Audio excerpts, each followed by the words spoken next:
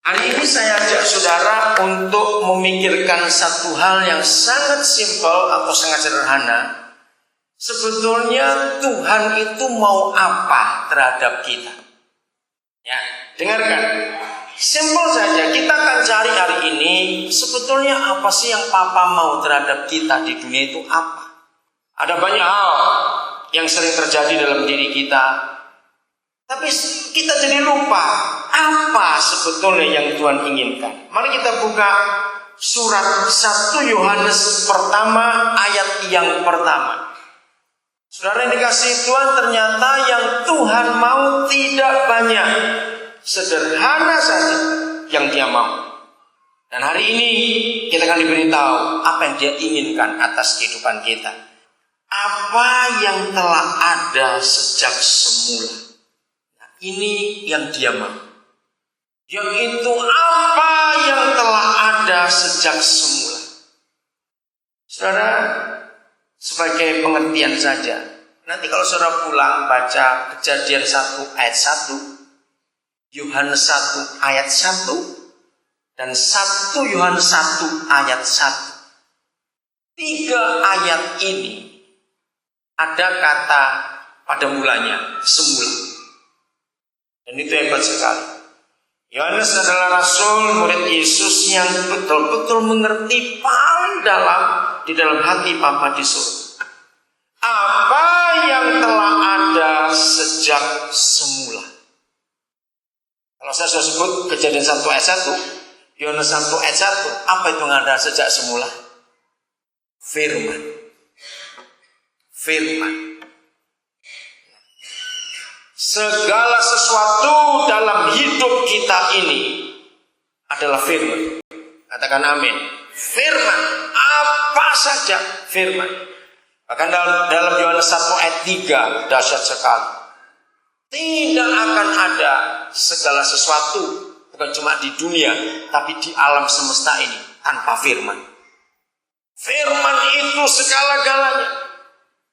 Saudara, kalau saya bicara di antara orang-orang yang ateis, orang-orang yang nggak mau percaya Tuhan, orang yang kecewa dengan Tuhan dan sebagainya, gampang bicara.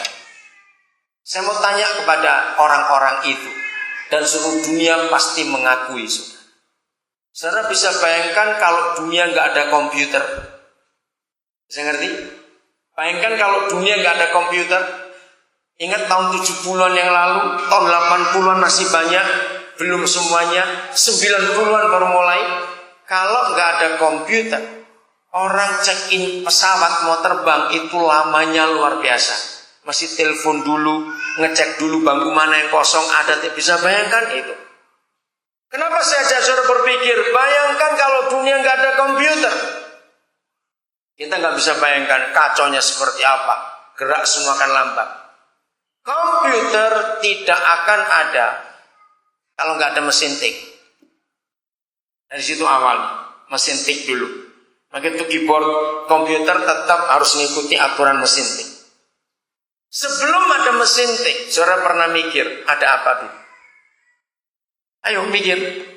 Sebelum ada mesin tik, sebelumnya itu orang mikir apa dulu? Susah bener. Maka itu mikir, jangan nonton sinetron terus. Ayo, sebelum ada mesin tik ada apa? Apa?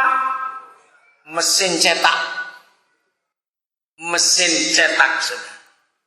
Kenapa ada mesin tik lalu ada mesin cetak? Kenapa ada mesin cetak lalu ada mesin tik? Karena orang ingin punya buku.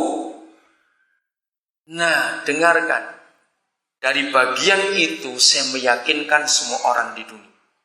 Saudara cari di Google, cari di sejarah, buku cetak pertama yang dicetak oleh mesin cetak itu apa? Ayo apa? Alkitab. Nah, ini rahasianya. Yohanes 1 ayat 3 betul. Segala sesuatu tidak akan ada tanpa firman. Mengapa Alkitab dalam sejarah itu nggak bisa dipungkiri dan itu fakta? Adalah buku pertama yang dicetak di dunia adalah Alkitab sebelum buku-buku yang lain. Karena mesin cetak ada gara-gara Alkitab. Tanpa adanya firman, tidak akan ada mesin cetak di dunia. Kenapa? Seorang anak Tuhan namanya Johann Gutenberg dari kota Mainz di Jerman. Kalau saya sejarah itu luar biasa. Sejak SD, saya sudah baca sejarah biografinya Gutenberg. Dan saya punya cita-cita, SD, keluarga kami miskin, itu cita-cita yang gak mungkin. Saya bilang gini, suatu hari, kalau saya diberi kesempatan ke Jerman, saya tidak akan mau kemana-mana sebelum ke kota Mainz, museumnya Gutenberg, untuk melihat mesin cetak itu. Aneh, itu saya masih SD, saudara. Akhirnya, bulan November tahun 85, kalau saya nggak salah. Pertama kali saya menginjakkan kaki saya di kota Frankfurt di airport. Saya dijemput oleh seorang anak Tuhan. Saya bilang, jangan saya ajak makan, saya dari Indonesia itu, jangan saya ajak kemana-mana.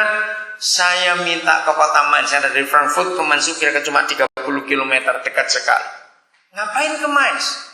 Antar saya ke gereja ini. Kenapa? Nanti kamu akan tahu. Saudara, begitu saya tiba lelah dari Indonesia perjalanan jauh. Saudara, begitu saya masuk ke gereja itu, saya lihat mesin cetak itu dalam sebuah display yang sangat anggun. Saya berlutut, ini saudara ini bingung. Saya berlutut, saya menyembah Tuhan. Saya bilang, Tuhan, firman-Mu benar. Firman-Mu benar. Dan bisa dipercaya. Kenapa, saudara? Johann Gutenberg itu pengikut Luther. Dia seorang padri atau pater kalau istilah sekarang. Waktu usianya sudah lanjut, dia itu penulis Alkitab dengan tangan, bayangin. Kalau saudara pernah tahu, tidak ada huruf secantik, seindah huruf Jerman. Di dunia ini huruf Jerman itu tercantik dan terindah. Nah, penulis Alkitab itu nggak boleh sembarang orang. Itu seperti melukis, saudara. Maka itu kalau saya lihat Alkitab yang bahasa Jerman pakai tulisan tangan, akan kagum. Nilai seninya tak ternilai. Minimal huruf pertama pembuka kalimat itu minimal 4 warna, tidak boleh kurang dari 4. Itu huruf pertama. Johann Gutenberg sudah makin tua. Dia itu doa begini. Permintaan Alkitab luar biasa.